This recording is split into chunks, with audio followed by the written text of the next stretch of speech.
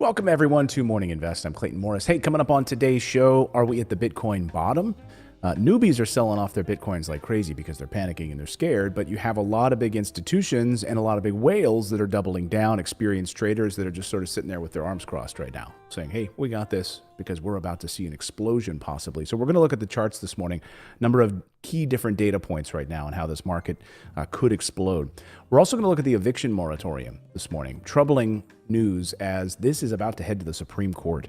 So it's going to be Biden versus the Supreme Court on whether or not people could actually remain in their homes or will they become homeless as a result of this change in policy. So we'll be looking at that very closely. For those people that say, hey, we're out of this thing, the economy's booming, everything's fine, millions of people could become homeless. So we're going to look at that this morning. Also, Amazon about to buy MGM Studios. That means James Bond. I mean, who else is over at the MGM? They're all going to be possibly under Amazon now as this media consolidation continues, all run by these big tech giants. Consolidation everywhere. So we'll look at all of that this morning. Morning Invest starts right now.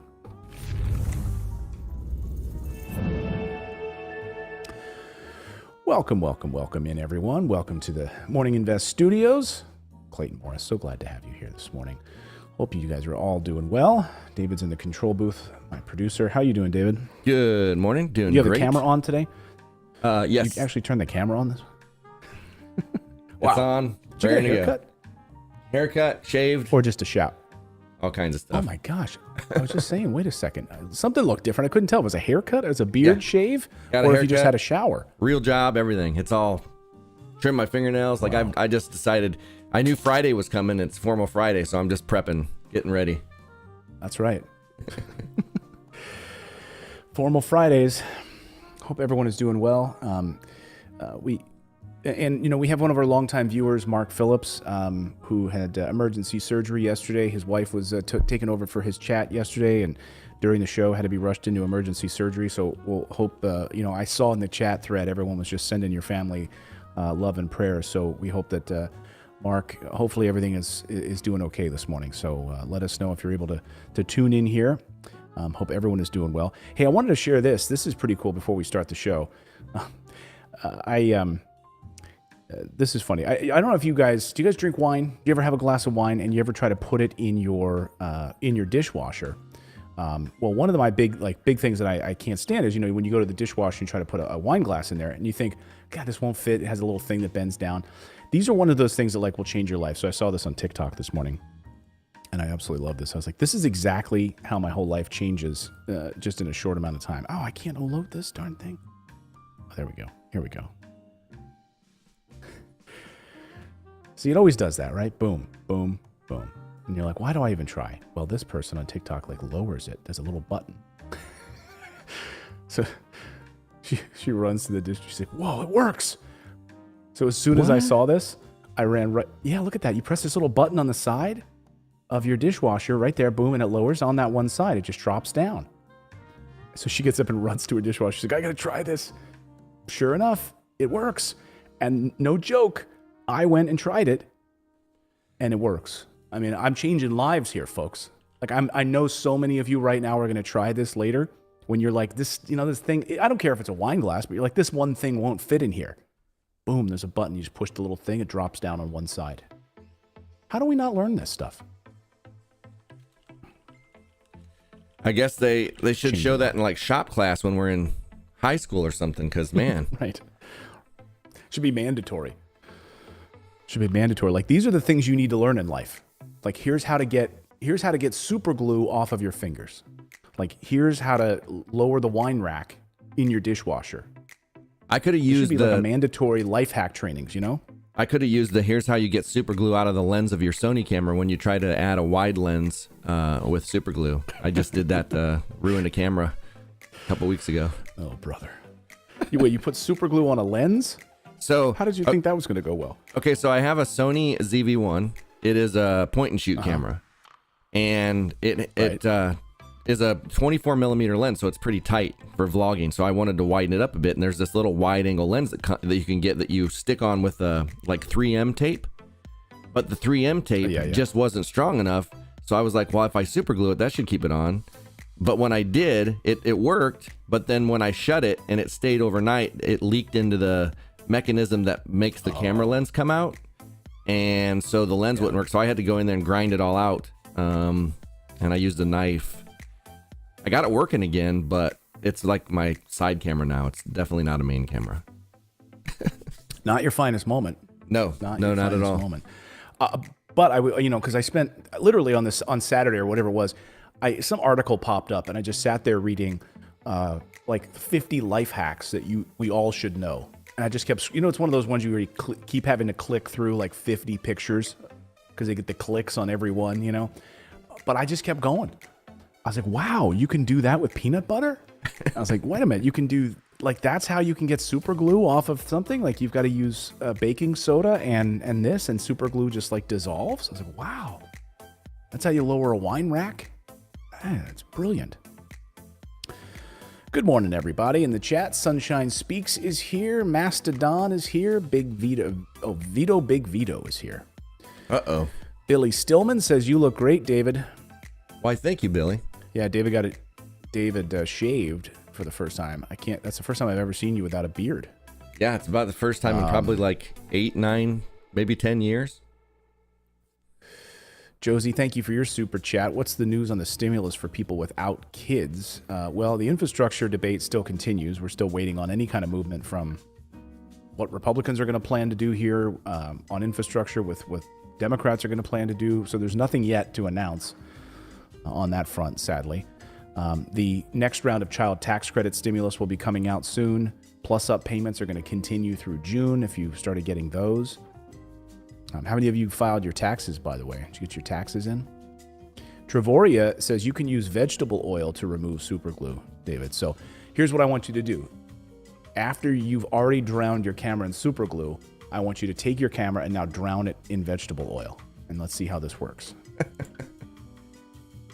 Yeah, I'll try that. I'll try that right after we're done today. Yeah.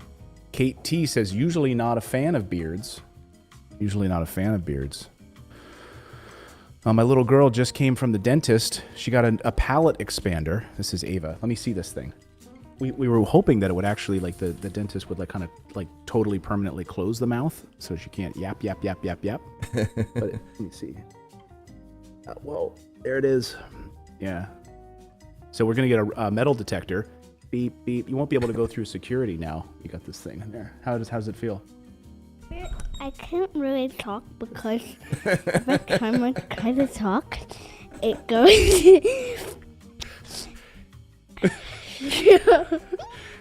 Wait, say something. Say, I love you, Daddy. You're my favorite parent. I love you, Daddy. You're my favorite parent. Wow, this sounds great. So, Can you say how much wood could a woodchuck chuck? how much wood could cook? Oh, this is going to be great. Wow. I swallowed food. I can't even swallow food. Did you? Yeah. Can't even swallow food? Well, go work on this for a few months, okay? Just keep your mouth quiet for a few months. I'll talk to you by Christmas time, okay? Love you. Love you. Just give her a little whiteboard to carry around and write her words. Right.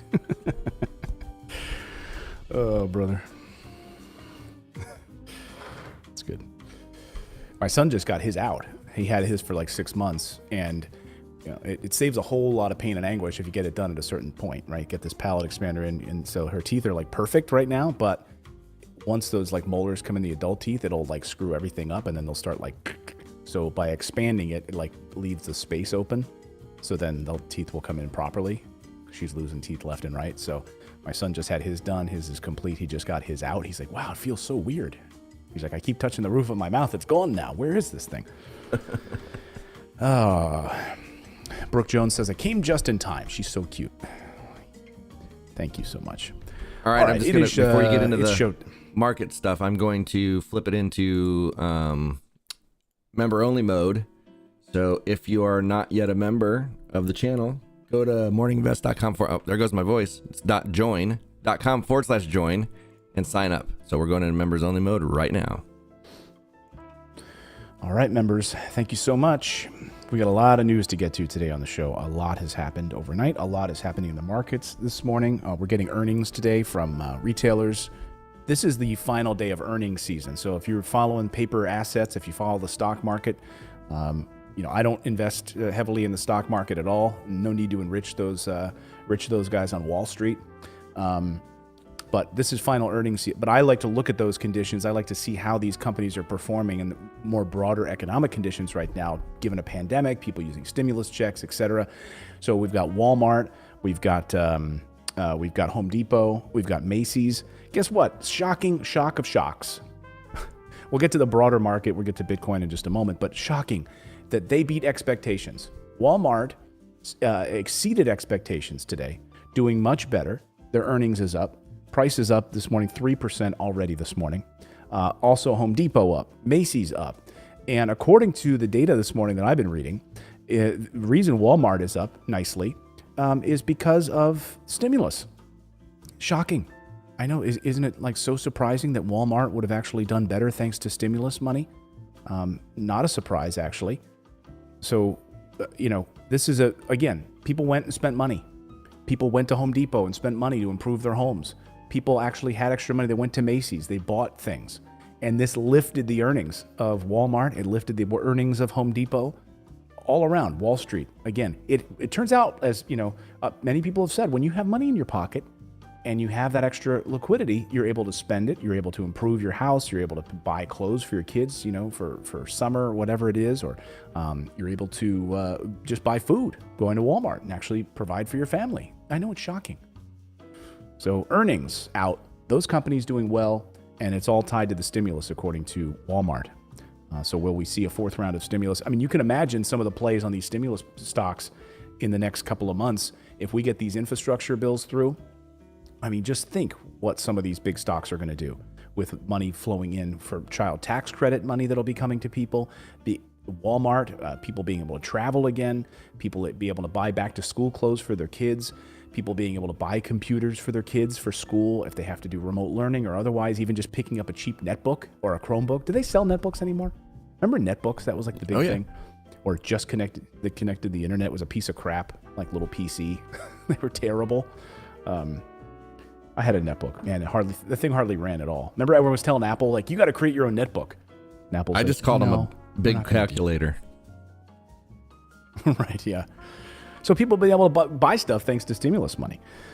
Let's check Bitcoin this morning. So we got a lot of Bitcoin news, and that's really why I titled the show this way today, because I think all eyes on what Bitcoin does next. It's been hovering around this 44, 45 range, but there are a lot. We'll dive deeper into these numbers in just a second. I want to just kind of look at Ethereum too. Ethereum also hovering around this 3,400 range right now. A lot of people thinking both of these are about to bounce. Doge also down a little bit, around 50 cents, down to about 48 cents now. But look who's up. Look who's back. Gold. Gold up big time. So remember last week, gold was about 1770. Or 1740, 1770. Now 1872 with price targets in the 2000 range for gold. And silver up nicely as well. How many of you have picked up any gold? By the way, if you want gold, you can go to morninginvest.com/gold. Our friends over at Birch Gold, they have they give you a free gold kit so you can learn more about it. I think their minimum investment to buy actual physical gold is like $5,000. And they have some promotions they're doing right now as well. So check them out. They'll give you a free gold kit so you can learn more. And you order physical gold. And so you'll own actual gold coins. How's copper? I have a bunch of copper in my safe. Copper coins that I got back in 2012. Do you really? Mm-hmm. Copper has exploded. All of these commodities have exploded. So copper, nickel is up also because it's tied so closely to the electric vehicle industry. They need nickel, they need copper, they need uranium. So, I mean, we need all of this stuff right now. So copper, in fact, is seeing bigger surges, in fact, than gold in many respects. And by the way, we had a gold play here on the show a few weeks ago. We talked about some of you jumped on this stock out of Canada, where they are both mining copper and gold. So that was a huge jump. I know we saw price jumps on that by like I'm getting some feedback there. You guys hear that? That was me. I'm Sorry. hearing Go ahead. myself back through you. Oh, okay. Gotcha. David shaved his beard off and not sure what's going on. He knocked over his speakers.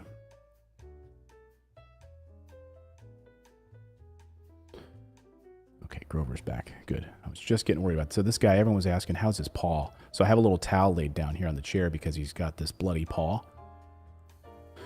So he's been hobbling around here. You know what the difference between pets and kids is that they're not dramatic.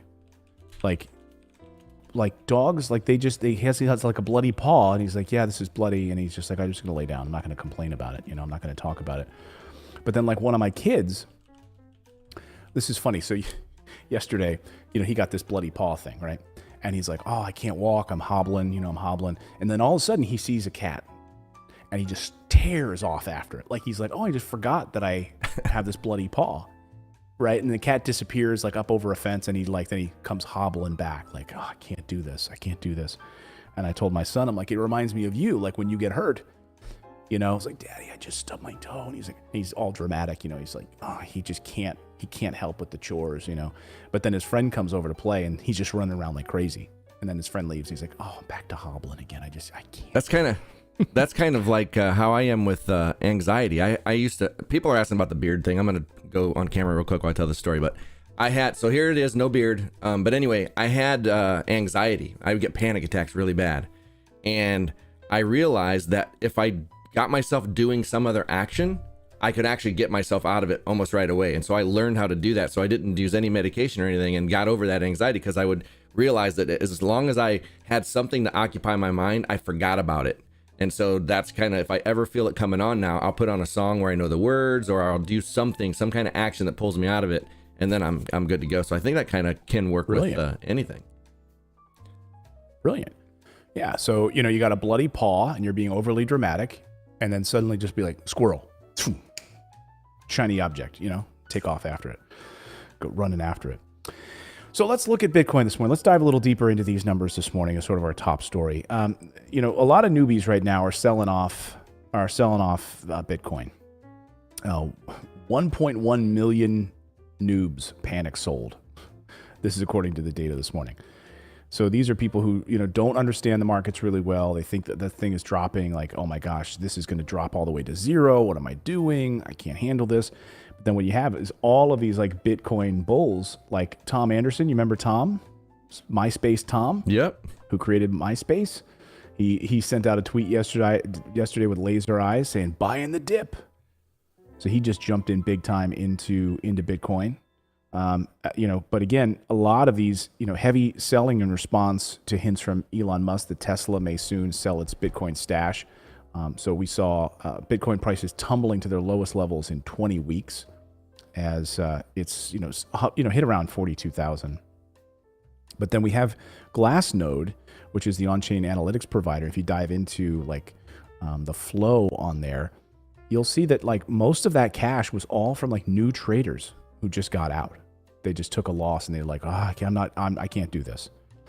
So in some ways, this is actually pretty good. I mean, I don't like when people lose money at all, but like in some ways, this kind of shakes off the the crowd of people who just kind of jumped in because they saw it on Saturday Night Live or something, you know, and they don't really understand how this stuff works. They say that Bitcoin's adjusted spent output profit, which is a metric that shows whether BTC was in profit or a loss when it was last transacted on chain, fell below 1.0 amid the dip. The total number of wallet addresses holding a non-zero BTC balance has also retreated by 2.8%. So a total of 1.2 million addresses have spent all the coins they had during this correction, again, providing evidence that panic selling is currently underway. But there are a number of indicators this morning that we are at the bottom and about to bounce big time. So here's some different data points that I want to show you.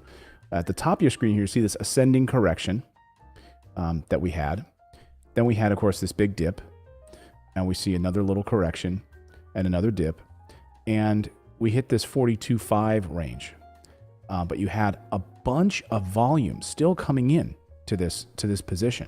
and a lot of big institutions coming into this position right here, which is why we're seeing this possible explosion over $74,000 price targets for Bitcoin in a short amount of time.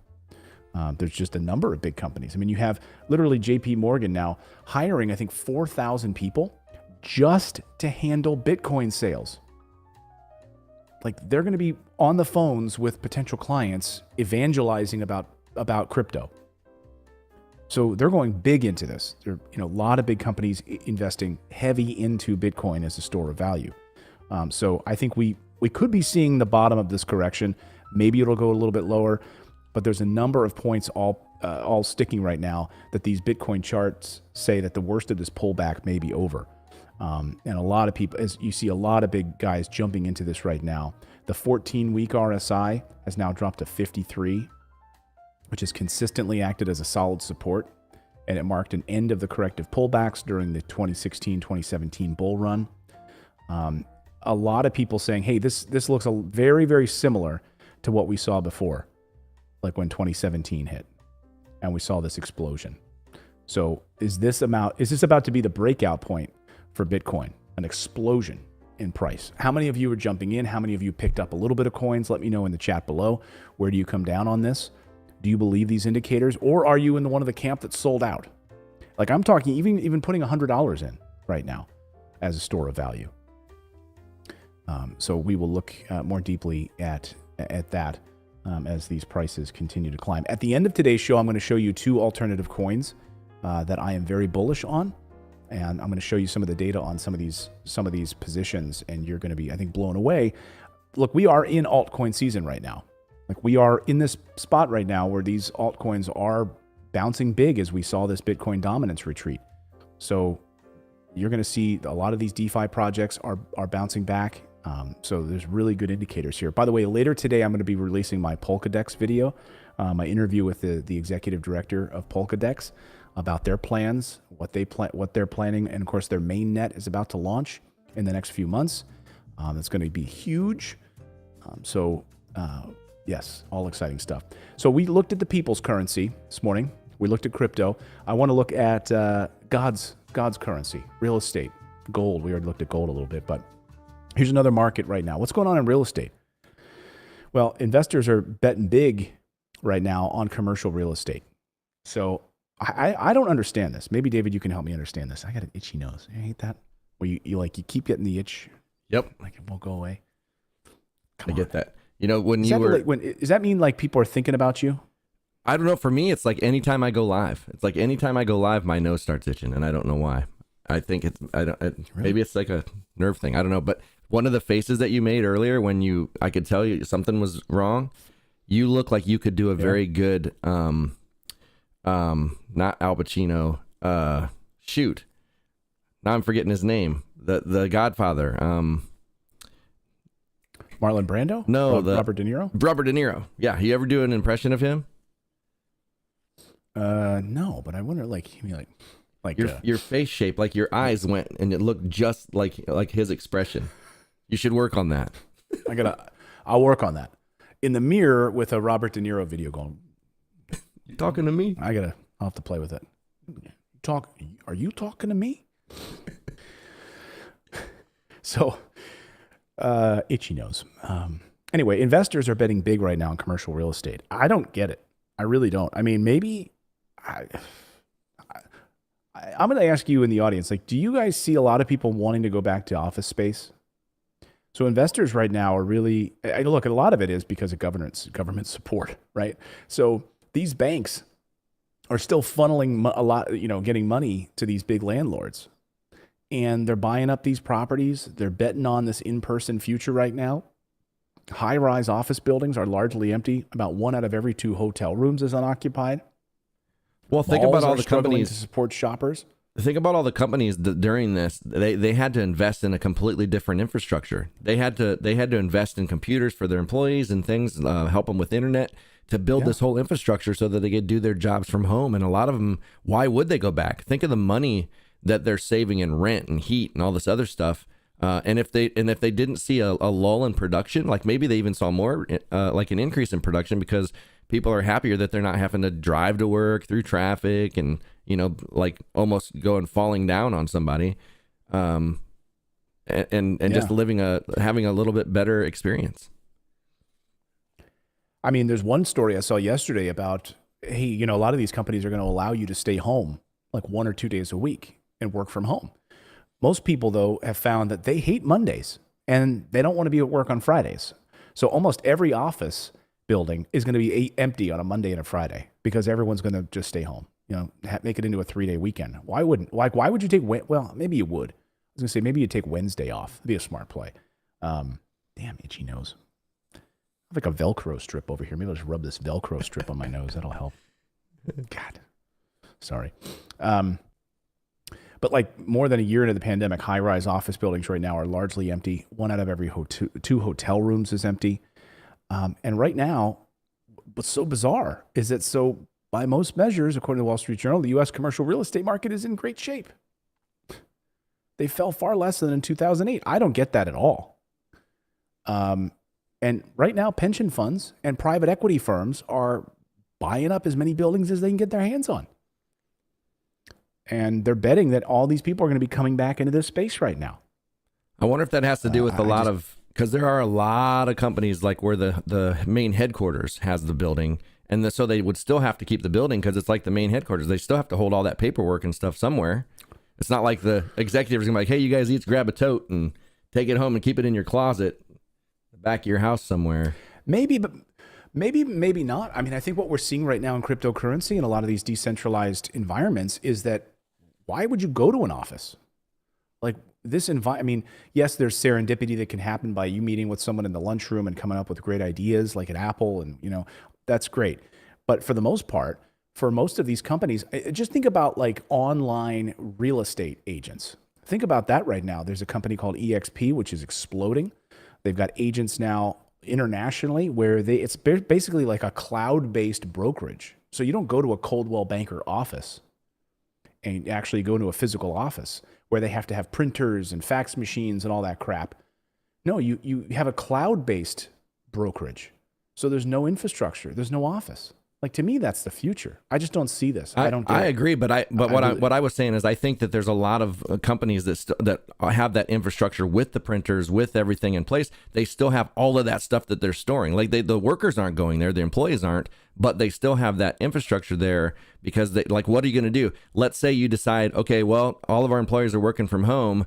Let's just get rid of this office space that we have a 5-year contract on. And where are we going to put all these printers? Where are we going to put it's probably cheaper for them to keep paying for it and keep it rather than try to get rid of it and try to figure out what to do with all the crap that they have. I guess that's one part of it, I suppose. Because like I said, like Coldwell Banker, like to me that, I was talking with a friend yesterday about this exact issue. I had conversations about banks as well, like banking infrastructure. Like brick and mortar banks, I mean, come on. Like the banks that I recommend here on the show don't have a bank. There's no brick and mortar bank. It's all cloud-based support. They can save so much money in not having these businesses. So I get what you're saying about these sort of legacy businesses. Like, what are they going to do? Maybe they can transition and survive, like a Coldwell Banker or a Keller Williams or whatever. They're going to transition so that they are virtual instead of, brick and mortar, where you have to have support staff and you have to have office people and all of that. But then to me, I just don't get how all of these investors are buying up these buildings. I just don't see why they see a huge demand for people coming back to in such a big way. Maybe I'm wrong. Well, maybe they know something I don't.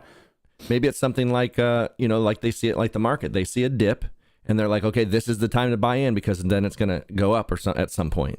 So they're like, we've got the money to do it. So let's just hold the real estate. Cause like you said, that real estate is one of those things that if you hold, it's store value. And so they're thinking that way, like, okay, if there's a dip, we need to get it and then just sit on it because that money is not doing anything else for them. It's just sitting there. So it might as well be sitting in an asset. That's a great point. And they have so much money that needs to be deployed. So if you run one of these pension funds, if you run one of these hedge funds, what you hear from your shareholders all the time is, why are you sitting on money? Like, buy stuff. We gave you this investment so you could go out and buy stuff. And that's what happened in 2008. All of these big institutional commercial real estate investors swooped up and bought up hundreds of properties, and then they never renovated them. They let them sit there, and they didn't actually fix them up.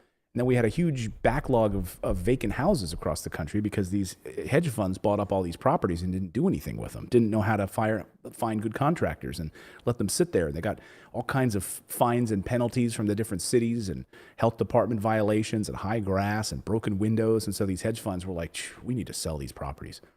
So to me, it's like they're doing it all over again, and they don't learn their lesson because their shareholders are asking them to spend money. So I think you're right about that. They're like, hey, deploy this money, going to buy up these office spaces, and then they hope that people return. They hope that they can rent them out to different offices and law firms and things like that, and people are going to start coming back, and they're going to, I just don't see it. I think I mean, if you're pension right now, or I would look at what you guys are invested in. Like, do you have a pension? Do you have these different funds that you invest in? Find out, like, are they buying commercial real estate holdings right now? Like, my commercial real estate expert friends that I know are not bullish at all on commercial real estate right now.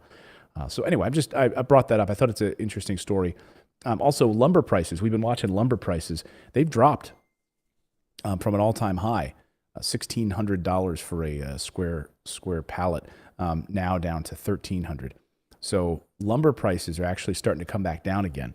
So, and we're also seeing building permits this morning. I was looking at building permits drop down. They're about 1 percentage point below where we thought they would be.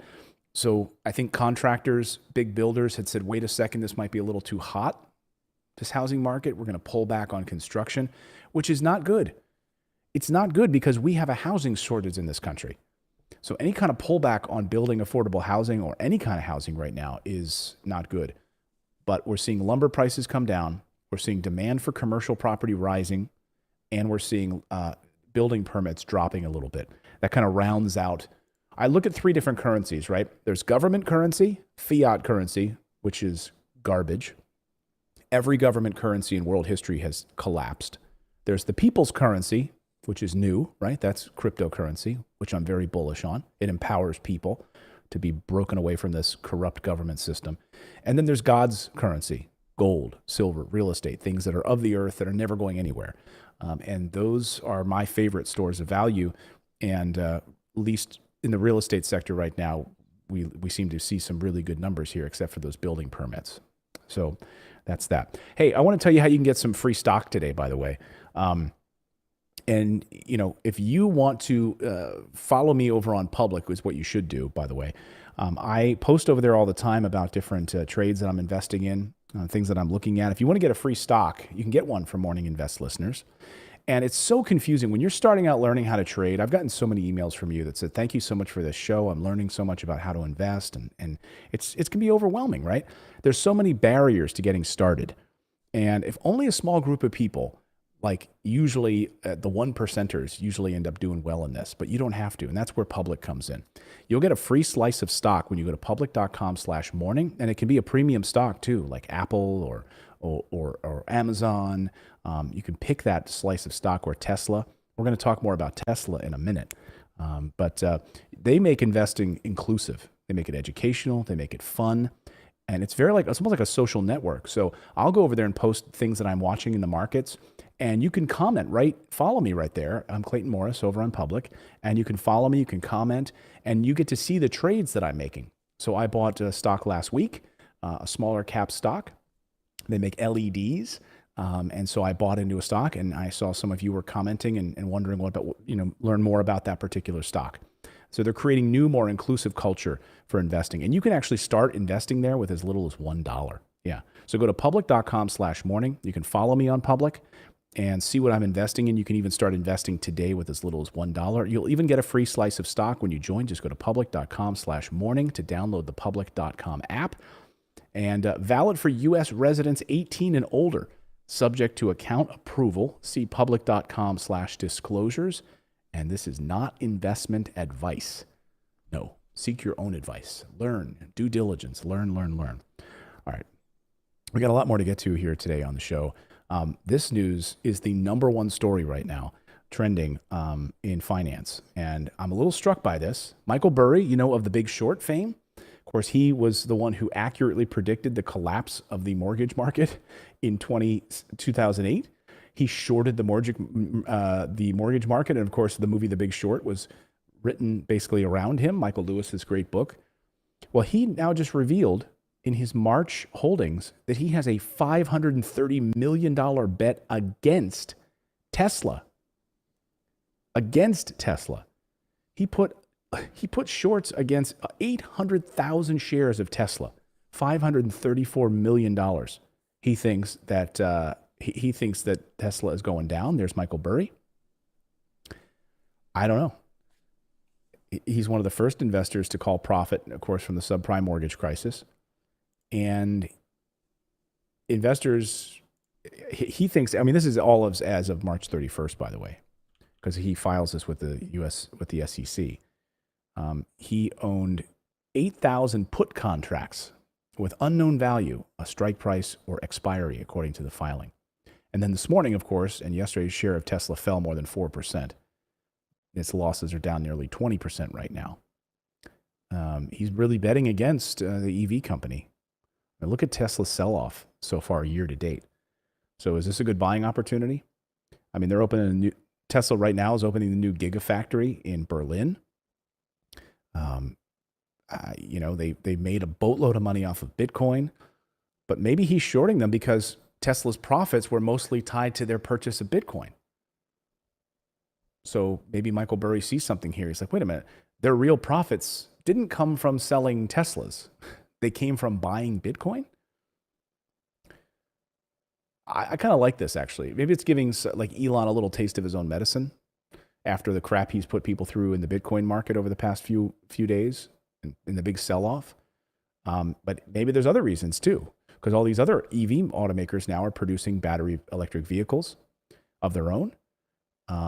And maybe, they won't have to actually buy all these regulatory credits from Tesla. I don't know. It's interesting. I think also you're seeing big automakers now saying, hey, we've got plans like Lamborghini for a fully electric car by 2030. So maybe it's the overall competition, Porsche as well. There's also a bunch of Chinese automakers in the EV space. I don't know. I'm excited to hear what this Lamborghini sounds like, because I got to tell you, my Lamborghini that I drive is really loud, right? Like yours, David, is really loud, right? Oh no, mine gas guzzler. I have muffler on mine. Oh, you got okay. Yeah, but my Lambo, it's loud. Like you can hear me rocking down the street. It's not quite as loud as my Ferrari, but it's close. Like that Ferrari just hums, So now the new electric Lamborghini, fully electric. I wonder if it'll be as quiet as a Tesla. I still want that motorcycle. Super fast. Oh, the Tron motorcycle? Yeah. Yeah. Yeah, I don't blame you. It will be mine. Oh, yes, it will be mine. I will make it mine.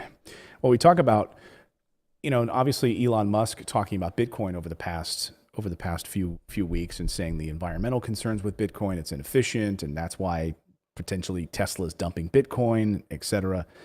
There's been quite a bit of pushback on this issue, and a couple of reports over the past few days. Interestingly, from Cathie Wood's ARK Invest, which is, everyone loves what Cathie Wood has been doing, and that's one of the most searched for ETFs and on the market is what ARK Invest is doing.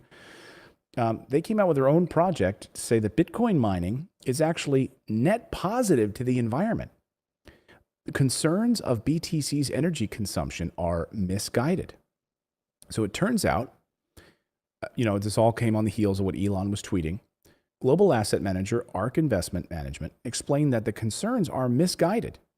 They did their own research using real-world data, and the investment firm emphasized that the impact of Bitcoin mining could be a net positive for the environment. And here's what their thinking is.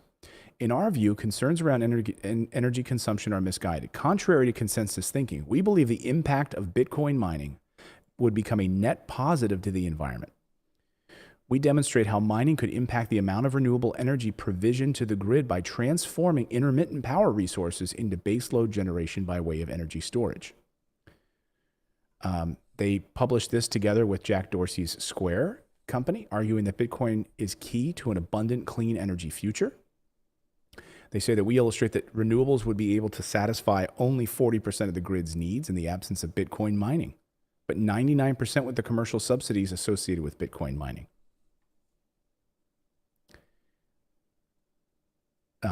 They go on to say that Tesla's decision to drop Bitcoin as a payment method seems to have been triggered by private equity firm Greenridge's plans to revive a coal power plant to mine Bitcoin. And that's what sort of spawned or started this process for Elon Musk. So overall, showing that this is a net positive for the environment. I think that's been proven, and I think also the awareness of this, or the move towards almost pushing the entire industry in this direction towards renewables, things that we would never have as a result of Bitcoin mining. And when we look at the amount of money that's spent on banks, we now know that it's like twice as much. Like the banking industry spends twice as much electricity, according to data out this morning, as does crypto mining. Twice as much. Gold production, far more. So all of this banking industry, all of this crying about environmental concerns with Bitcoin is misguided, according to ARK Investment. I thought that was interesting. Let me know in the chat what you guys think about that. And thank you for your super chats. Billy Stillman says, I live in Homebrook. One of 2 dams is coming down. I saw a Tesla out here. Crazy. The roads aren't even good out here. Yosoy Voltron says, question. My neighbors just sold their house and made over 100,000 profit. Now they live in an apartment. How smart is that? I think it's very smart. It depends on how long they lived in that house, though, and if they lived there less than 2 years and they have that's capital gains profits. But did they live there for longer than 2 years as a primary residence? Then they wouldn't have to pay capital gains taxes on it. But if they just bought it and it appreciated and they sold it, they're going to have to pay significant capex or capital gains taxes on it. But look, I agree. You and I've talked about this idea of renting where you want to live right now, because it's a seller's market. I mean, you're getting into bidding wars, hundreds of thousands of dollars over asking price, and people are paying cash for properties, and guess what? The appraised value might not even have come into what they paid in cash, right? So, just as an example, let's say an appraiser would have only appraised it for $250. People are making like cash offers at like $300, $350. Yeah, I have a friend, Amy. She sold $100,000 extra. She sold a home in San Diego, and got over $100 and some odd $1,000 over asking. And within like days, it was sold. Wow, cash offer? I'm assuming.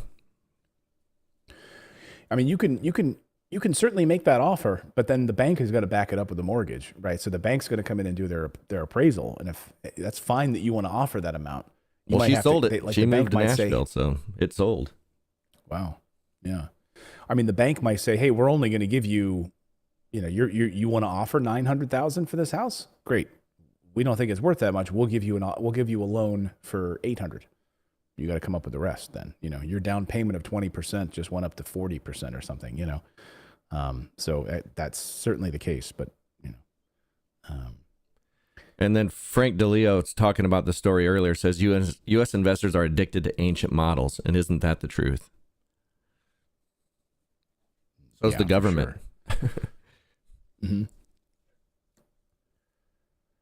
Doug S. says no capital gains on the first $250,000 of profit for a single person, $500,000 for a couple. Yeah, but it still has to be within the. It's after 2 years.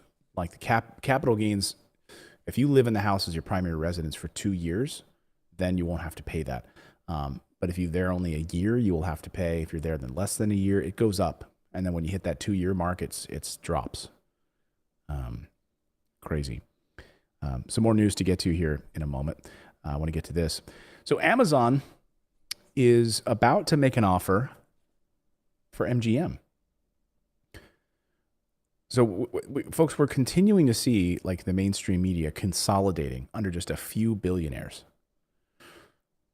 So Jeff Bezos, who can't afford to pay his employees a livable wage and won't let them unionize, has enough money set aside to go in and buy a movie studio. Well, he And he needs already something bought to the watch on Washington his mega Post. yacht. I mean, what? Come on, man. Right. What? Yeah, he just bought that giant mega yacht. I mean, so they've been sniffing around MGM. MGM, by the way, has as Variety says, like MGM has effectively had a for sale sign up for a while. Like, we want a buyer. Like, let us know. So this includes, of course, like what's at MGM? James Bond movies. James Bond would then fall under Amazon. What else is MGM? The Three Stooges. The other properties. The Hobbit. Rocky Creek. Oh, RoboCop. Is Three Stooges MGM? Yeah, I guess you're right, huh? Stargate. Stargate Atlantis. Get Shorty. The Real Housewives. One of your favorites, I know. Fargo. I love Fargo. I don't like the Real Housewives of Beverly Hills. I like the one of Nantucket. That one's better. Are they got a better cast? They have one of the deepest catalogs of premium film content. So Amazon going to buy it up and just add it to their, just add it to their holdings, throw it into their Amazon Prime experience. So when you're watching Amazon Prime, but again, all of these things, these mergers coming together. I mean, look at this merger list right here. Disney with Fox, Warner Media now just with Discovery yesterday, CBS, Viacom, AT&T, Time Warner, now Amazon, MGM. We talk about mainstream media controlling the narrative in this country. We showed you yesterday on the show that Conan clip, of course. That's what happens, when you get just a few billionaires that are controlling everything you watch. That's why I thank you for supporting this show and independent business news and journalism here on this show, where we are not controlled by those companies. We don't have any Jeff Bezos billionaire overlord telling us what to say or do. We can cover this stuff, but I think this is, I don't know. I think this is troubling. We certainly saw that with Disney, right? Disney now owns everything Marvel. They own all of those properties. Didn't they buy up the Muppets as well? They own the Muppets. They own, of course, their own IP. I wouldn't be surprised if they buy Nintendo next. Then they have Mario Land that they buy and build. Who else do they own? How come it's illegal to traffic people, but you can traffic Muppets? It doesn't make much sense.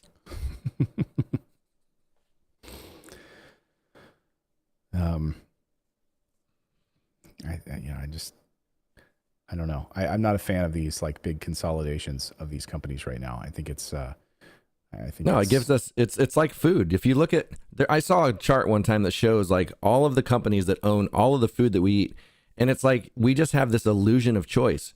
We really don't have a lot of choice, like who we're supporting. Like I wanted to go on this Nestle's ban because the way that they get water and stuff, and then when I looked into everything they own, it was basically like I wouldn't be able to eat. In some cases, like you think you have this choice with TV and everything, but you don't with your news. If you read a paper, the online news rags, the even YouTube in a way, because they're pushing mainstream media and stuff, and they're silencing third party voices and all that. So it's kind of like it's the same thing. It's just this consolidation of power. Mm-hmm. Yeah, I mean, good luck finding like local newspapers anymore, right? These local newspapers that actually, when they had funding, they actually did really good, enterprising journalism and investigative reporting. Do you know that Penn State University in Pennsylvania, of course, the famous, what's his name, Jerry Sandusky story, was broken by a Penn State reporter, like at the local paper. I think it was part of was it school newspaper or like one of the local. Anyway, the local papers, she broke that story, the Jerry Sandusky story, local. Well, and do you remember? I mean, they're just do you remember back in the day when we were younger, a little bit. I'm a little bit older than you by I think 6 years maybe. I'm 50. You're 43. I'm Right? 44. Yeah. 44. Okay. So remember, Ted Koppel and Dan Rather and these guys that actually did news, like journalistic news. And you look at the shows like 2020 and all these shows that would do hardcore investigative journalism and really hold people's feet to the fire on a lot of things. Where are those shows? Where are those anchors? Those people do not exist anymore. No, I mean, maybe that's why 60 Minutes on CBS, their ratings are back in #1 again. Maybe because people they just want actual journalism again, I guess. Yeah. Like last week, they finally, CBS 60 Minutes, they finally covered the UFO story. Finally, after 53 years on the air, they did an in-depth piece on the UFO experience right now, what's happening with the Pentagon. And they had pilots. They had all of these former members of the Department of Defense on there. Senator Marco Rubio. By the way, if you haven't watched that 60 Minutes piece from Sunday, it's jaw-dropping. You actually see this craft that moves at 13,000 knots. I mean, ridiculous. 700 G-force, whatever it is. And stops in midair and then just goes right into the ocean and disappears. And then reappears on another aircraft 60 miles away. Anyway, yeah, that's rare. 60 Minutes ratings are through the roof. And I get it. I mean, I think I've been telling myself for years, the first news channel, Fox, CNN, MSNBC, any of them, the first one of them that start embracing real news and truth again will be the biggest news channel in existence. Yeah, maybe that explains why 60 Minutes is #1 again in the ratings. I don't know. Maybe just people are tired of all of this opinion, primetime journalism where you tune into these shows and you're seeing anchors crying on CNN and Fox, and they're making up stuff and perpetuating lies, and it's opinion based. You can't even call it journalism. It's opinion based. It's like their vlog. I mean, it's basically they get their story, and then they see what's on their teleprompter, and then they just spin it the way they want to spin it, whether it has a left slant, right slant, whatever, but it's all opinion. Since 2004, 1,800 newspapers have closed in the United States. 1,700 of them are weeklies. It's been pace of closures up till now. It's been about 100 a year. So it's all being consolidated. And there's just going to be a few left. You'll have your crap, USA Today and New York Times. Washington Post. Do you remember back in the day? And this was Joe Biden. Do you remember the story where Joe Biden, they were talking about how he plagiarized and he was lying and all this other stuff, and Sam Donaldson and those guys were calling him out. Reporters were getting in his face and calling him out, and they had to actually face them. It was they would get mad at him, but now all they do is softball them a little critique here and there, and it's they don't ever get in their face and just get get these politicians mad by pointing out truth to them. They do not speak truth to power anymore. It is true. When we used to watch, again, I come back to 60 Minutes, and you'd watch somebody like Mike Wallace, Chris Wallace's dad, who was an amazing journalist. Holy cow, that's his dad? Who would get in the faces. Mike Wallace? Oh, yeah. I did not know that. Chris Wallace's dad. Yeah. Yeah, great journalist. I mean, those guys that used to it didn't matter who they were. It didn't matter if they were right or left or whatever. It was you'd get the answers. Yeah, I remember Ted Koppel being in Vietnam. They weren't just I don't know. It wasn't opinion. They reported the news. Right. Or you're Brian Williams and you fake being in Iraq and getting shot at. That's what it's come to now. The New York Times doesn't even send reporters to places. They fake they fake even going to cover it, and they make stories up. So that's what we're left with these days. 1,800 newspapers closing in the United States since 2004. Again, this consolidation of the media continues. People are when you watch CNBC, they're just focused on the stock price. That's what they care about. I'm looking at it saying I'm more troubled from a perspective of how much power can these a company like Amazon have? They can't afford to pay their employees good wages. They have to pee in bottles, but they're sure fine, spending $9 billion right now to buy up movies for their streaming platform. It's unbelievable. Anyway, that's a story I'm That's why that's a huge argument for freaking maximum wage instead of a minimum wage. Everybody's fighting for a minimum wage, while these people, like even at the minimum wage, let's say everybody in all these major companies started paying $15 an hour, they still would walk away with billions in profits. Mm-hmm. Yeah. And there's no reason for them to have that kind of money. It does not need to exist. They'd still be fine. Yeah. They'd still be fine. We've got more news to get to here in a moment. I want to tell you about two altcoins that I'm paying attention to right now that I'm watching very closely and have enormous potential upsides. But I want to tell you about our friends over at Netgear. By the way, did you get your Netgear purchase? I know David bought the Orbi Wi-Fi 6 for his house. Did it arrive? Using it. Yeah, it's all hooked up and running, and yeah, I'm getting like 900 up and down through Wi-Fi downstairs. Wow. So there's a testimonial for you. So we said last time, like, hey, we'll wait till David gets it and orders it and shows up at the house. So it creates a mesh network, so you never have to worry about bad Wi-Fi again. And the setup how process. How many modules did you get? I got one satellite, it's called, and it was so easy to set up. I downloaded the app. There's a QR code on the bottom. I scanned that, and then it walked me through the process. After that was set up, it told me to go set up the satellite.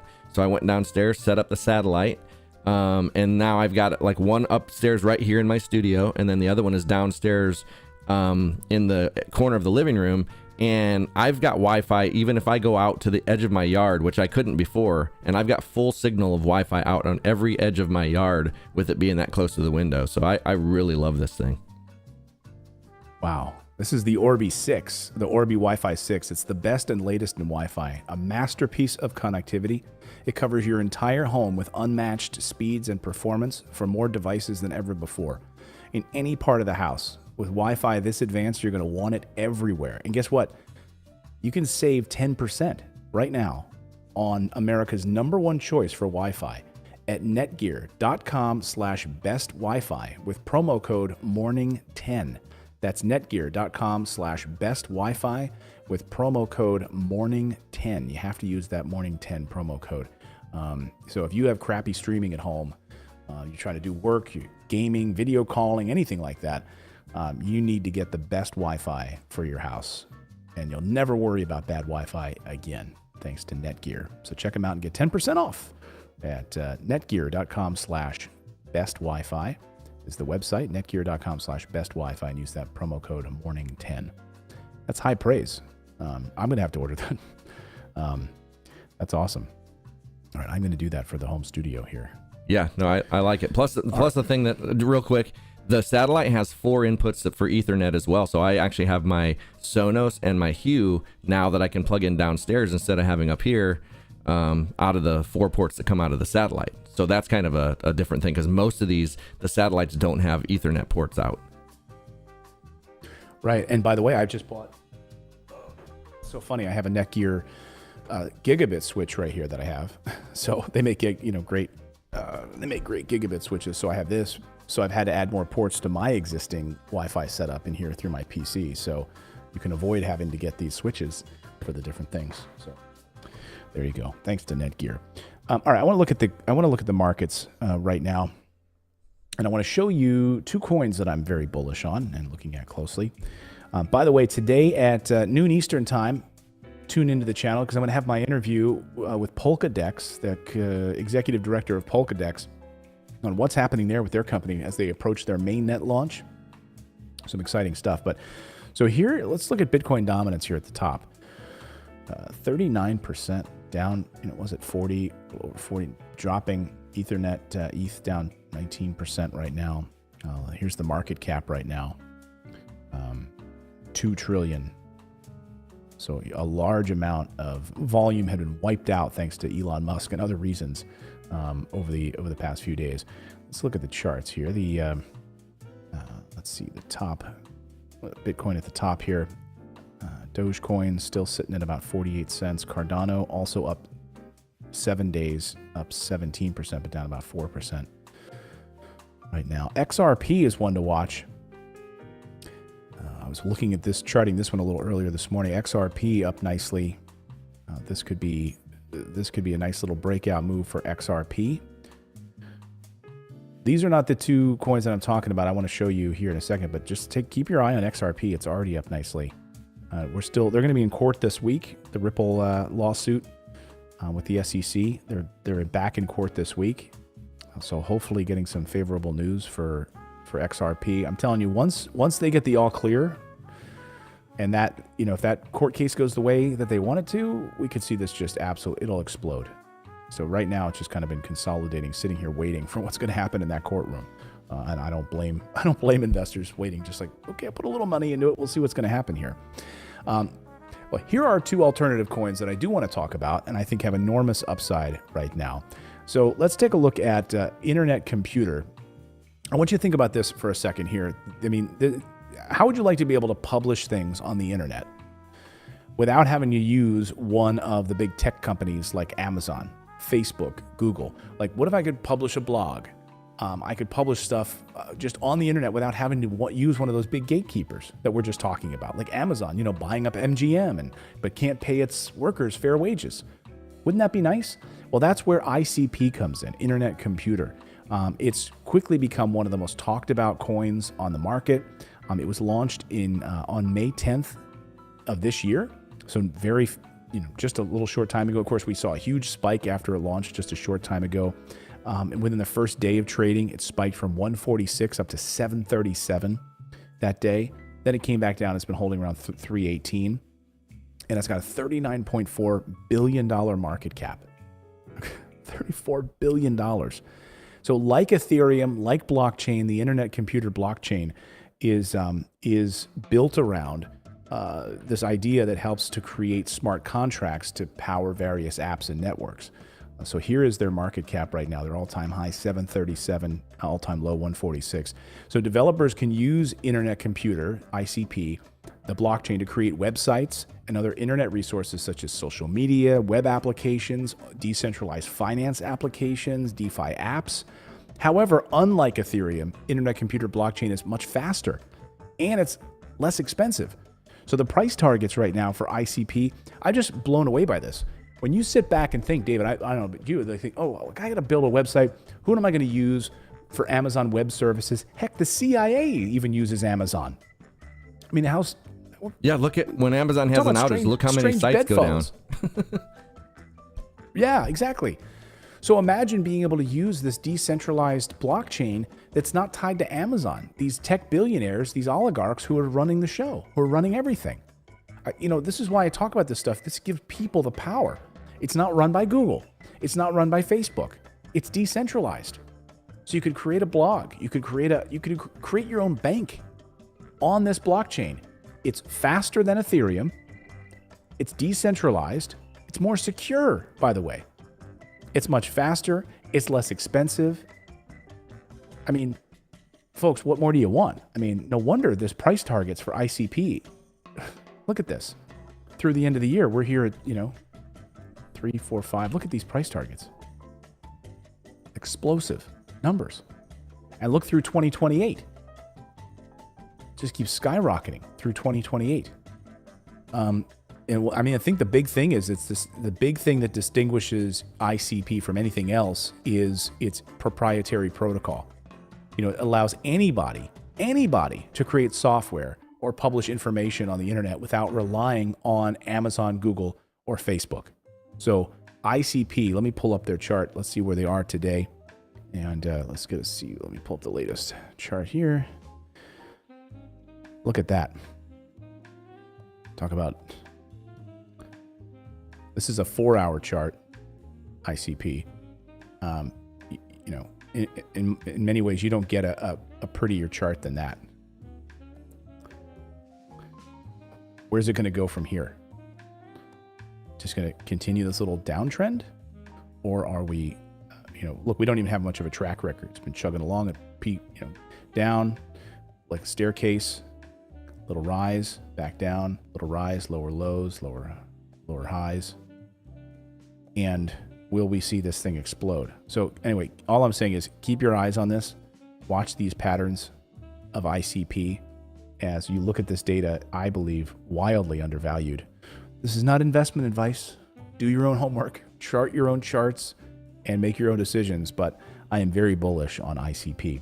Here's another one that I'm very bullish on, and that is one you might not have heard of, which is Engine Coin. Equally interesting is Engine Coin, but lesser known, certainly not getting the hype that ICP has gotten. Engine Token was released back in 2017 in November, and it didn't get a lot of mainstream play back then. It was around 13 cents, right? And then on January 21st, and then it hit an all-time high of $4 just back in April. That was a 2,800% surge in just 3 months. And look at these price targets for where we think it could head in 2021 and 2022. So Engine is an Ethereum-based cross-chain project, and it brings together a lot of players from around the world. It has an ecosystem of blockchain-based interconnected gaming products. So virtual stories, virtual stores, you can create websites, social gaming, all in one area. You can actually have virtual chat, all of it at the same time. It's specifically designed for the gaming industry, and it's already been useful for over 20 million people have already been using it and creating networks and conversations related to their favorite video games using this ecosystem. So it's used as, and that's actually different in some ways than some of these other coins because it's actually considered a store of value, something you would buy and hold for a longer time. And it backs the value of blockchain assets like non-fungible tokens, like NFTs.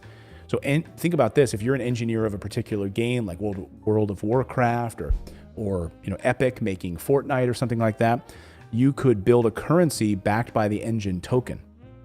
In terms of value, stability, and exchange speed, these tokens would then have similar benefits to the blockchain. So Engine token, let's take a look at the price targets for this as well. Price projections through 2028, continuing to rise. And let's chart this one as well.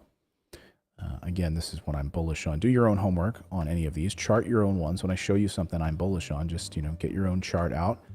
Go to TradingView. Start looking at these patterns. And you can see I've set some targets here. That's right, Grover. What's up, man? So here's some charting, some different alerts that I've set for this. Look, it's at previous lows, and where is it going before, after these lows? Boom. Pull up this little arrow here.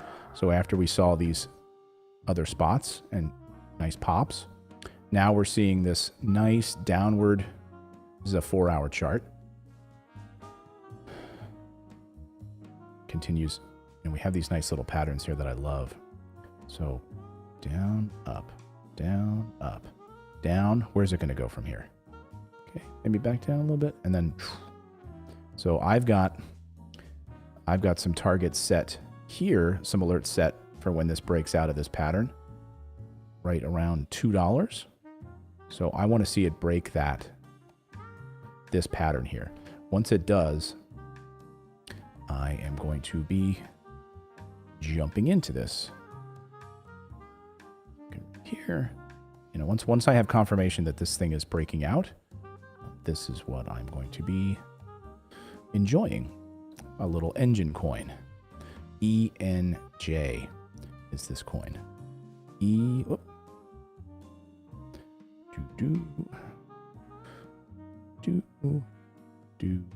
My handwriting's too. There we go. It's like Microsoft Paint. Oh, you're an ENJ right now. Are you an ENJFT or just ENJ? ENJ. ENJ. So keep your eyes on this one. Also, keeping your eyes on TLM. I've been holding this one for a while. And I see a similar pattern here with TLM. Oh, am I in the wrong one here? No wonder I see a similar pattern because it looks exact. What happened to TLM?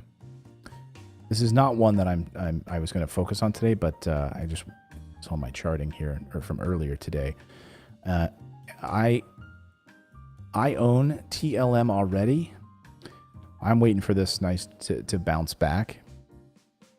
But I'm seeing some similar patterns to what we saw with Engine Coin. Some similar patterns here. And so I'm hoping that sort of down here, up, down, up. We're already at, how much lower is this going to, now it could come down to an all-time low pattern maybe. But I'm keeping my eye on this. I don't think it's going to go much lower, and I'm seeing some volume coming in here.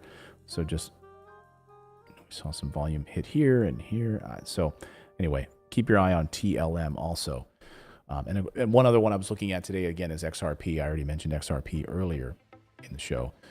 As we keep on, there would be in court this week as Ripple Labs deals with this SEC lawsuit, the federal government, and whether or not they are involved in securities fraud. So what's going to happen there? Well, they're not a security, but maybe the SEC will try to convince a judge that they are a security and they'll get in trouble. Maybe they'll pay a fine and then we'll be back trading XRP and it's going to explode. So let me know in the chat what you guys are looking at. I'd love to hear if you guys have any questions. Super chats are always open. Make sure you subscribe to our daily newsletter. We publish it every day right here on the right here, so you get it. Just go to morninginvest.com. It's delivered to your inbox first thing in the morning, so you can be more informed about what's happening during the day. Take about 5 minutes to read it. Yesterday, we apologize. It looks like when we sent the newsletter, we programmed it for 6:30 at night, not 6:30 in the morning. So we had to push it out as soon as we realized the error. Anyway, you should have all received it yesterday, and today you should have received it on time today. Our newsletter every day, published it at 6:30 a.m. Eastern time is our goal. All right, so we got Sean Sasaki, Marie Cruz. We have eight new members. I'm only seeing 2 right now. Frank is asking, is now a good time to open a retail tennis store? Well, I don't know about the demand for tennis. I got to think, though, people are going to want to get outside and maybe get some exercise. People put on some weight. I just don't know how popular tennis is. That's not I can't really guide you in that way. I don't know. I'm sure outdoor tennis is probably a lot better right now than indoor. Yeah. An outdoor tennis retail. I guess it really wouldn't matter, right? You could sell indoor tennis rackets the same as you could sell outdoor tennis rackets. So is there a difference between the two of them? I don't think there is, right? No, I'm just saying it's a sport that people can still play. Right. Connie Cashaw. Thanks, Morris. Got my first Apple share from joining in on public. Great leads, always Mr. Invest with Stash, also all in a day's network. Sweet. Brian Bang. You didn't talk about the child tax credit news. I have. What specifically are you hoping for on that? Frank DeLeo. The date? I think we mentioned yesterday they're starting on July 15th. I mentioned that at the beginning of the show today. I don't know if that mattered, but yeah. So those start on July 15th from the IRS. So the monthly child tax credits start on July 15th. Frank DeLeo. Wall Street requires U.S. money and reserves money. BTC's a threat. Steve Walker. They can't stop. Maybe they can stop it. Maybe they can stop it. Ron Paul seems to think maybe they could, but I don't know how. We have a decentralized, secure environment like that. Steve Walker. David, you are a young 50. Thank you. Ramses Amparo. Super chat. Thank you. Omana. What are your thoughts on Acoin, AKN? AKN. Let me see where that's trading right now. I'll pull that one up here while we're doing some other ones here. Patsy Renteria, new member. Welcome.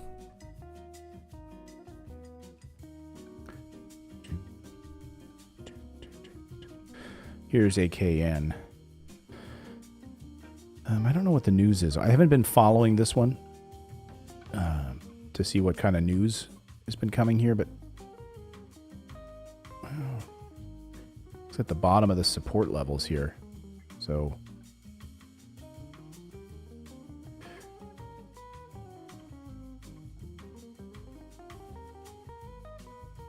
have, so let's see. It's a 4-hour chart. Some volume coming in here. Tita Ivalis, welcome.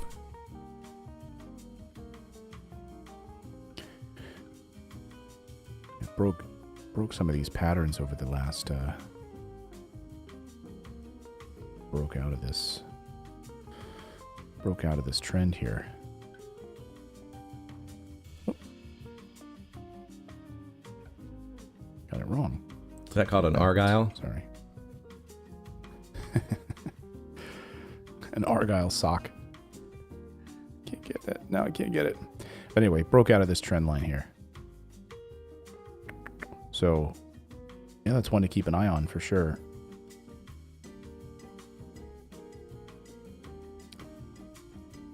Thank you for that one. Billy Stillman, Bev Kana, and DCSX. Oh, you want me to look at those? Bev Kana. Pull those up here. Bev Kana. I don't remember these symbols off the top of my head. BVNNF. Here, let's see what. Look at Bev Kana, baby. Look at Bev Kana. Moving up nicely.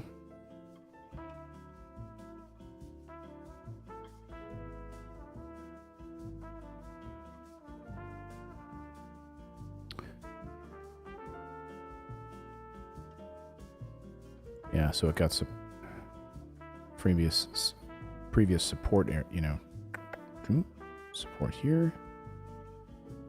here, boom. So will it hit? What's an all-time high here? 1.22. Can we expect it to take some profits here? See if it goes into a bounce pattern here. Anyway. Yeah, keep your eye on Bev Kana. So some big people came in here in February. What was the other one there? DCSX? Yeah.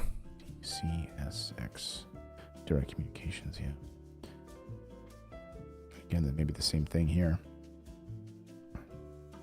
It's an OTC. So you're sort of at, these are previous. So look at these lines here. You're at like previous support here. And you're here again. So what happened the last time we had that? Okay.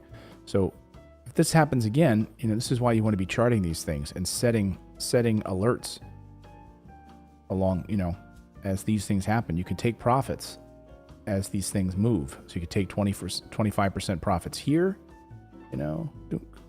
25. That's terrible. 50% here, 75, where this thing moves to, I don't know, but look, where could it go? You have high here, you have high here, and you have high here. So you have two nice little double bottoms here. When you get these double bottom patterns, you remember I talked about the double butt cheeks, right? Stuff happens. So you could have a little bit of maybe consolidation over here, and then or back down again. But more than likely, with these double bottom patterns, this is what you end up happening here. So just, again, chart these things. I use TradingView. That's what this is. TradingView has like a monthly or a yearly subscription. So I use this to set alerts. And so like you'll see on this chart over here, like Engine Coin. See, I set alerts right here. So on the side, what I can do is show you. As I'm zooming in here, I can just click on this spot. Oh, it's not showing me here.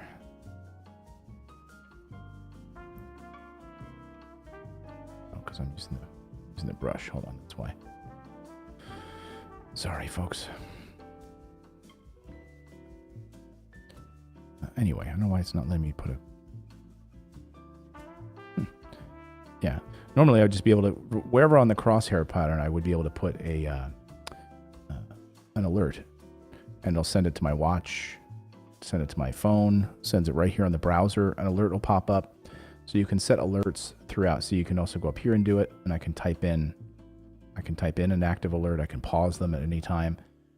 So then you'll know I do this all the time for crypto. So I get an alert coming through when this thing starts moving. Like I set an alert right here for Engine Coin, because if this starts pumping out, when this crosses this line, this 2.0 line, I'm buying in. You know, and then I'm going to take profits as this thing moves, and I'm going to watch it. I'm going to set alerts all the way up the chain here. But I believe Engine Coin is going to move, so that's one to pay attention to. Anyway, hope that helps. Floyd Arnold can't find SIP. SIP.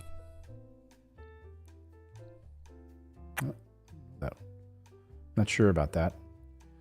Amy Perkins, I sent a super chat yesterday that didn't get read. I'll try to get to it. You sent it right as we were in the show, Amy. So I'll go back and look after I'm done with these. Spider-Man, should I buy crypto on USD or USDT? What's better? There are more trading pairs with USDT. So my main trading pairs you're going to find are going to be BTC and USDT. So then it'll just give you access to more trading pairs, more people, more liquidity. More people are interested in doing trades with you if you're going to use USDT. When you get into some of these weird alternative pattern pairs, there's not a lot of, frankly, there's not just a marketplace for it. So you might buy and then you might set, I want to sell, and you just might not have people that want to trade into a particular trading pair. So the ones that I usually use are BTC and USDT. Steven Mijo, I think. Thanks for helping me learn how to become an investor. By the way, you guys pronounce my name way wrong. My last name is Spanish. The J sounds like an H. Oh, Jaramillo. Steven Jaramillo. And Floyd. Jaramillo. Floyd, what platform do you use to track coins? Okay, so tracking, you can use Coinigy or TradingView. I use TradingView because it works across everywhere, and I even have a TradingView app on my Apple Watch. So when I get an alert, it'll pop up, this coin is crossing this number. You set an alert, boom, and it'll if I don't have my computer open, if my laptop is closed, if the screen is closed, it'll come to my phone. If I have my sound on, it'll come to my Apple Watch. So I use tradingview.com. They have different platforms at TradingView. They have different price targets or different pricing tiers based on what you need. I think their cheapest plan lets you set like 10 alerts at a time. I have the one that's above that lets me do like 30 or 40 alerts at a time if I'm tracking like 3 or 4 coins. So that's what I usually use.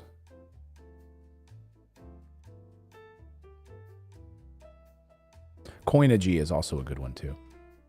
Yo soy Voltron. I'm curious, with all the countries that use the dollar as their currency, like Ecuador and El Salvador, would that help with inflation? Help it make it worse? Or help it? Maybe I don't understand the question. Really doesn't have much effect. I mean, it really comes down to the cost of things. That's really the issue. Is we're going to be paying more for items because of supply and demand.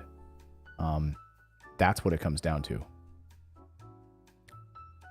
Brian Bang, sorry, missed it. Is that direct deposit or check for the child tax credit thing? I think what they'll do is, from what I understand on the IRS, Brian, I think you have to go to their website. They'll have a portal set up, I believe, and then you'll just input your information into the portal, and I think you'll be able to set up your banking information that way, from what I understand. The IRS commissioner told us in a press conference a few weeks ago that they were working on the website for it, so I believe that's what you'll do. You'll go to their website, input your information, and then it'll be should be a direct deposit. I don't think they're going to be mailing out checks, from what I understand. Tita Ivalis, do people on SSI get the child tax credit? Yes, it has nothing to do with Social Security.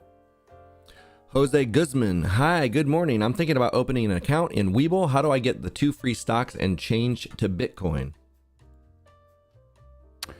Okay, so first you got to go to morninginvest.com/Webull. That's our link with them. That gives you the 2 free stocks valued up to, they always switch it up. I think it's $1,850 right now, and they're actually doing some promotions right now. So you actually get some other bonuses as we speak. So they will give you 2 free stocks when you make a deposit in the account. Okay, they give you 1 stock just for opening the account. They give you the second stock when you deposit into the account, and you don't have to spend money. You just have to put put $100 in there, and it's your $100. It stays in there like a bank account. And then they give you the stocks after a few days. I think it takes like 10 days or something like that for them to clear.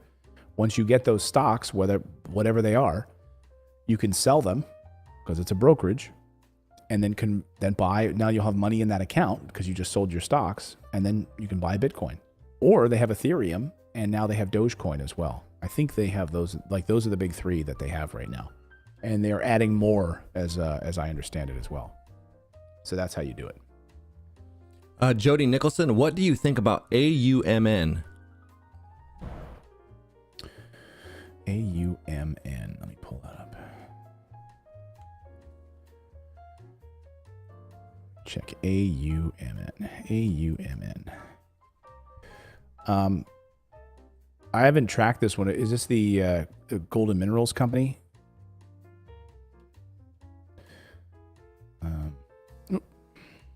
Just lost it. Damn it.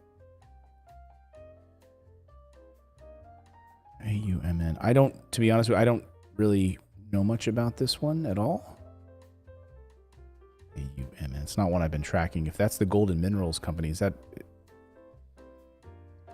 AUMN? I don't know if you know, but we only see Grover. Yeah.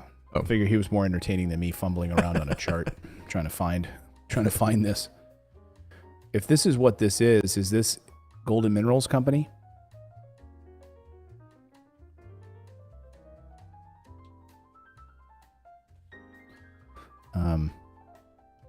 Yeah, I don't have enough news on this one to give you.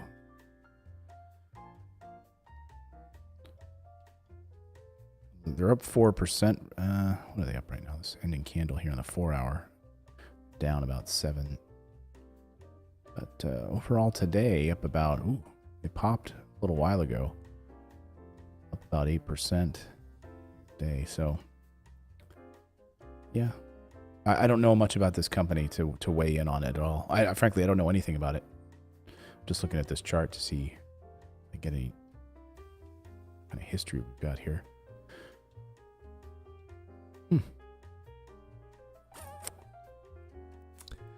Kenneth Manuel, thanks for the education and inspiration. I took for advice on streams of income advice. Open an e-com store, dctshirts.net. Tell me what you think.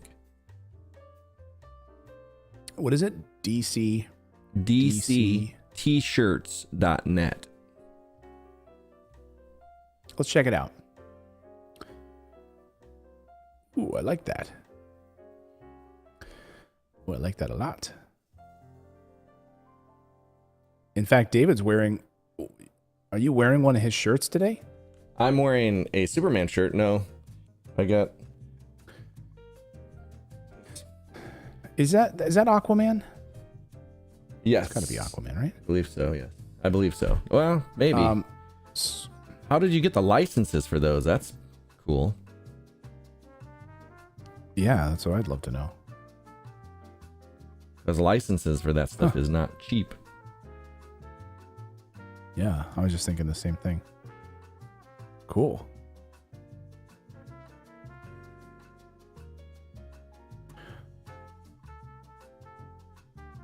Cool. Oh, Pink Floyd. Dig the Wish You Were Here in Animals. Tank top.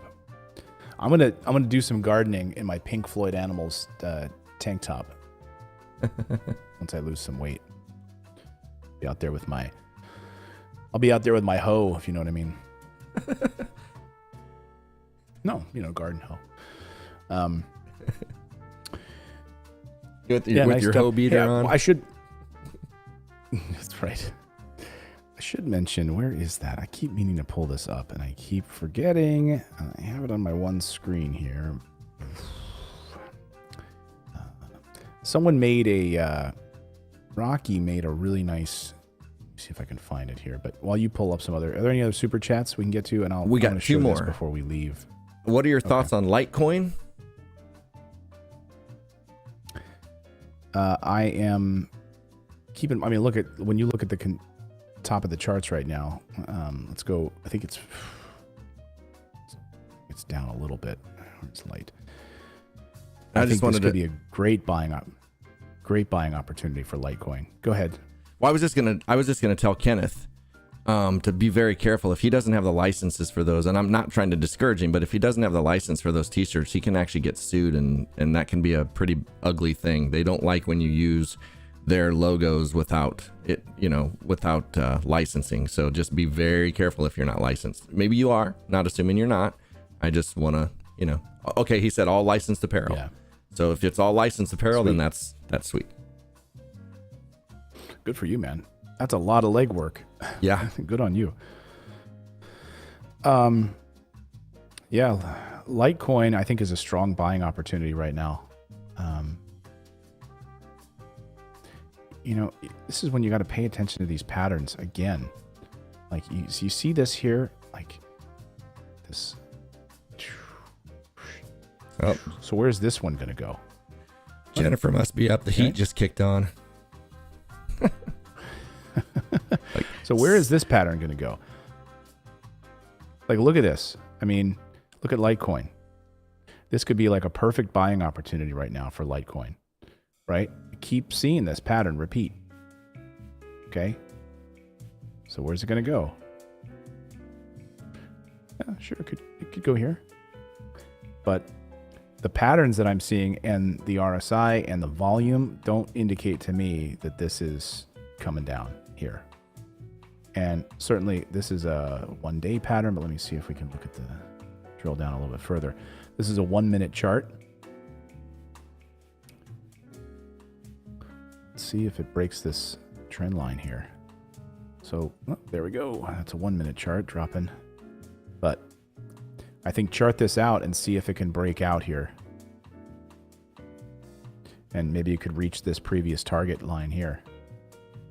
307. So it could be a little short-term gain here, or maybe this could actually be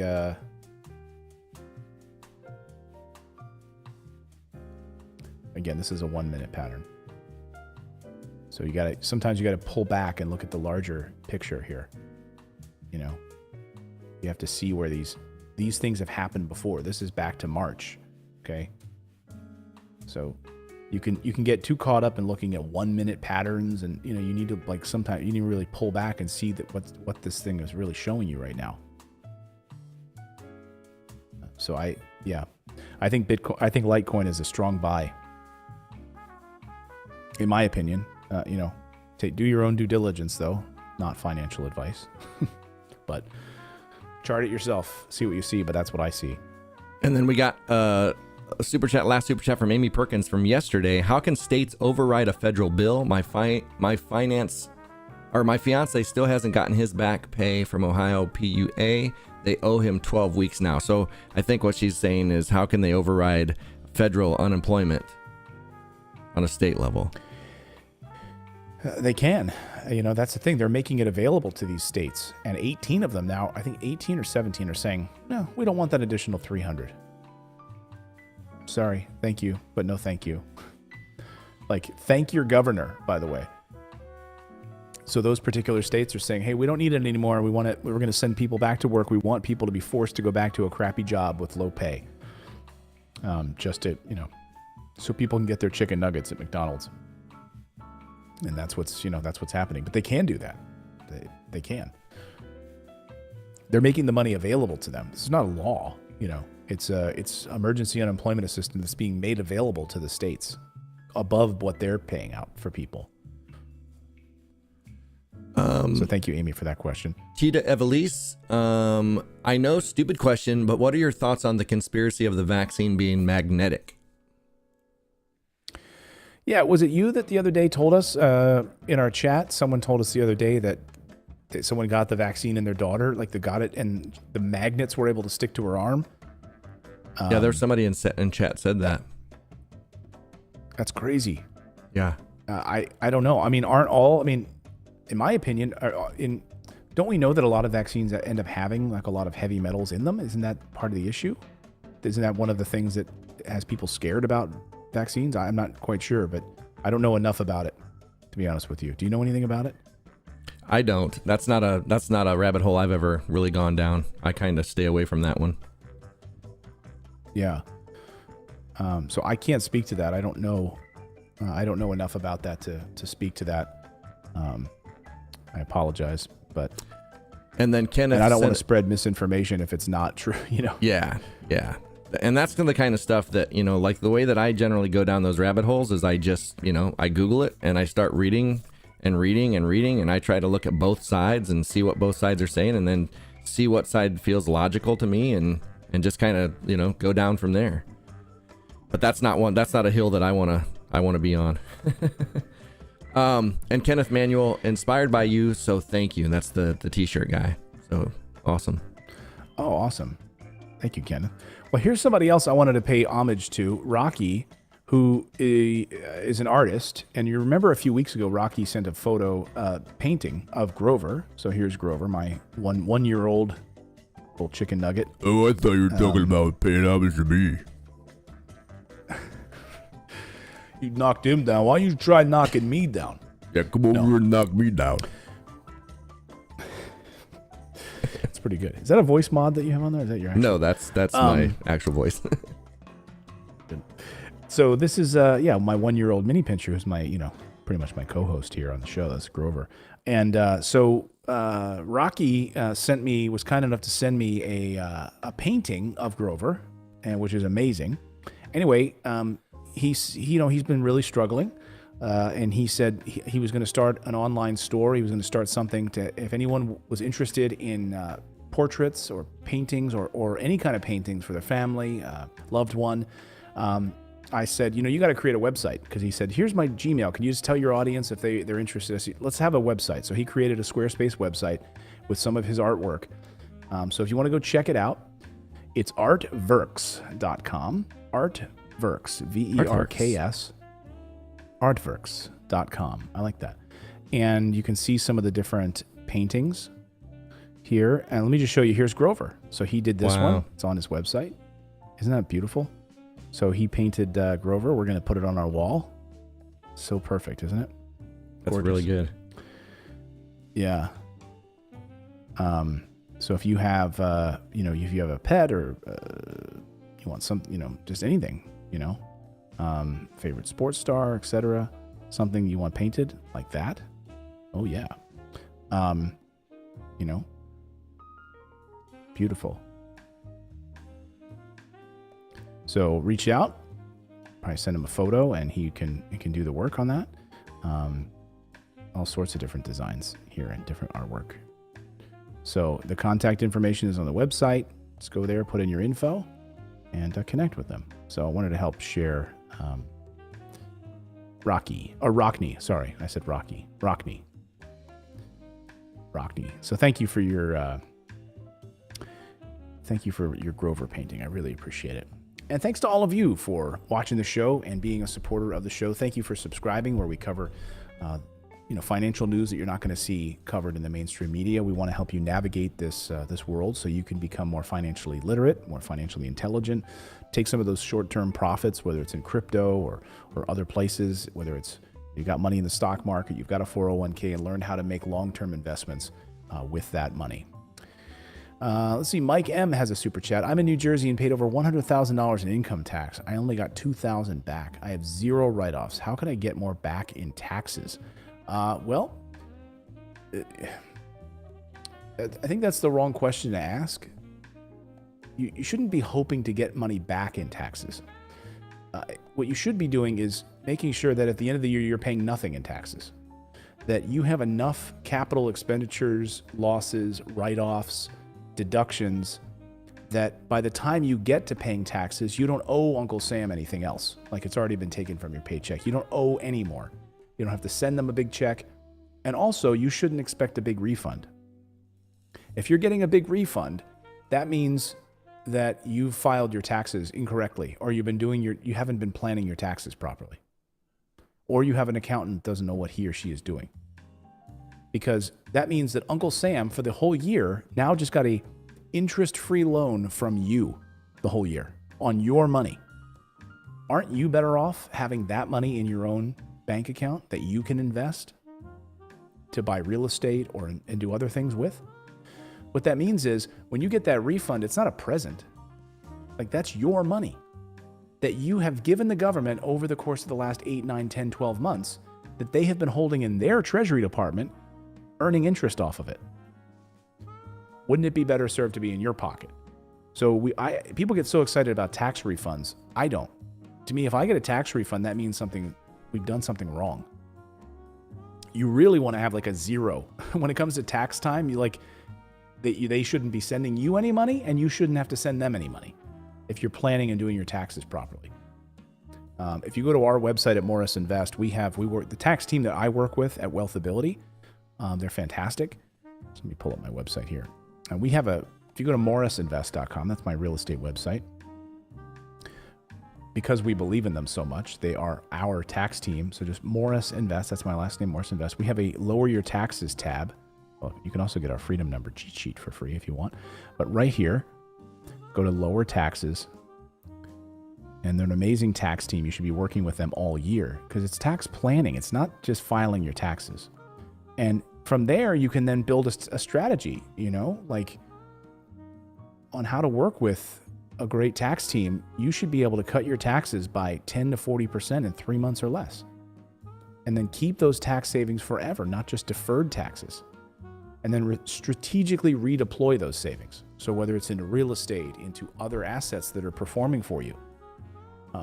I'm a real estate investor. So because of that, because when I buy real estate, I get the depreciation, I get those added benefits of owning real estate. I get that depreciation, I get the tax benefits of that.